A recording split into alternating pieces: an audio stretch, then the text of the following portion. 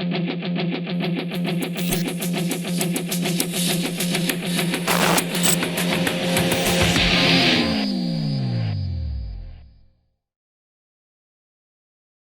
Clinton. I'm working on the fundamentals with my yearling. He used to rear up to get me to let off the pressure. He has stopped rearing and has lost that battle, but now he started gritting his teeth when I ask him to perform a task that he doesn't want to do.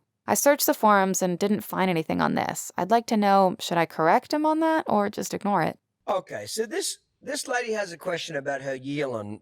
Sounds like he's dominant. She doesn't mention if he's a yearling stud colt or not, and if he is a stud colt, the first thing I do is castrate him. But she's basically saying he used to be aggressive, rear up, and she's fixed that. But now he kind of grits his teeth and snarls at her when she asks him to do the fundamental groundwork. Again, sometimes it's hard to answer these type of questions without seeing them interact with their horse, what the horse is doing, etc. So I'm trying to read between the lines here. Couple things, okay. Yearlings, teach them the fundamentals, and that's it. And once they know the fundamentals, turn them out. Don't keep drilling on it every day. One of the worst ways to get a horse sour and hating their job is keep doing the same boring shit the same boring way every boring day. I see people doing this with the sending exercise. They'll teach them a sending exercise in the arena against the fence. The horse knows it, and they'll do it for 45 minutes every day, and the horse just pins his ears and hates it. Once you teach it to him, if you want to keep working on it, send him over a log, send him over a pond, send him over a tarp on the ground. Do something creative to make that exercise interesting. But biggest thing with yearlings is once you've got them respectful and taught them the fundamentals, just let them grow up. I'm not saying you can't brush them every day or interact with them, but as a general rule, you better not bore them to death.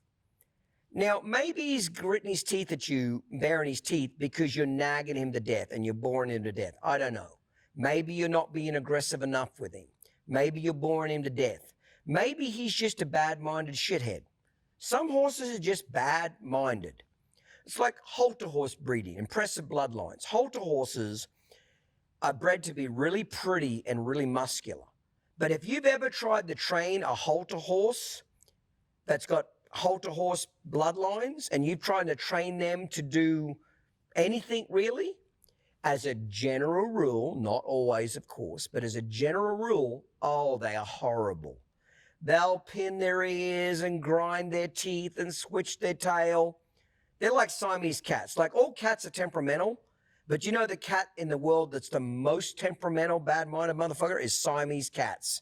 Those son of a bitches are like psycho bitches. I mean, they are the psycho girlfriend from hell, okay?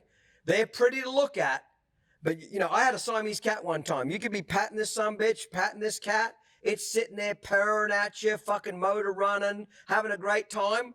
All of a sudden, the motherfucker will just turn around and attack your hand and bite you, claw you, and fucking flip you off and run off. You psycho bitch, what's wrong with you? But that's what a lot of Siamese cats do. They're really weird in the head, that breed of cat. I know, if you've had a Siamese cat, you're laughing right now because you know exactly what the fuck I'm talking about, okay? They're just kind of prima donna, bad-minded bitches, okay? Well, that's kind of what halter horses are like. I'm not saying your horse is a halter horse, but what I am saying is sometimes horses are just bad-minded. Can you make a bad-minded horse respectful? The answer is yes, you can. But it doesn't mean he'll like his job. There are some bad-minded people out there. They got good parents, they got good family, they've had great opportunities. They're just kind of shitheads. Maybe that's your horse's case. But I can tell you this much. If he had a bad attitude with me, I can tell you this general rule. I'd be making him hustle his feet, either forwards, backwards, left, or right. I'd make him really hustle. I'd light a fire under his ass. And as soon as his attitude improves or he perks his ears up or his attitude gets right, I instantly quit and reward him. So anytime he acts shitty, I'd get aggressive with him and make his feet hustle. Anytime he has a good attitude, I try to reward him of that very, very quickly. That I could tell you I could do. But without seeing you walk with the horse, it would be virtually, because one or two things is going on. You're either nagging him to death and pussyfooting around him and he's sick of your shit and he's annoyed with you and you're boring him to death.